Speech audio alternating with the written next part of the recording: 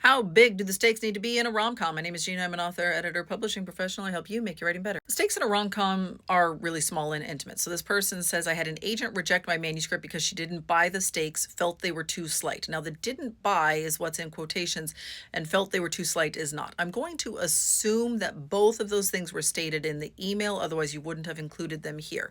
If you are assuming that they thought the stakes were too slight, then I'm going to ask you not to assume things. But if someone is reading a romance where the stakes are small, intimate, personal, they are really only matter to like these two people, maybe if like one of them has got a kid already, right? Like, but these are small stakes. This is not save the world stakes. So if someone is reading your rom-com, there's always a chance that they like don't understand romances, in which case you dodged a bullet. You don't want to work with an agent who doesn't understand your genre. But more likely, and honestly, much more likely, is that they didn't buy those stakes because you didn't show us and demonstrate that this mattered to your character. And I see this a lot in pre-published manuscripts, and it almost always, though not totally completely, but it almost always happens when the writer is trying to make the character a cool girl. And so she's like snarky and cool, and she like doesn't care about a lot of stuff, but if she doesn't care about a lot of stuff, she doesn't care. Then she doesn't care. Why should I care for her? I can't care more than she does about her stuff. And so if you are writing a girl who's kind of like detached and cool and she's over it, and she's like snarky and like, I don't need a man, I've never needed a man, then why do I care if she gets together with a man in this story? And so you're going to show us that this character cares, that this character wants things, and that she's willing to do something to get them.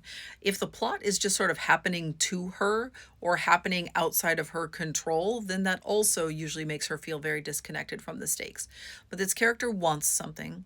She's willing to do something to get it. Something is standing in her way, but something happens if she fails.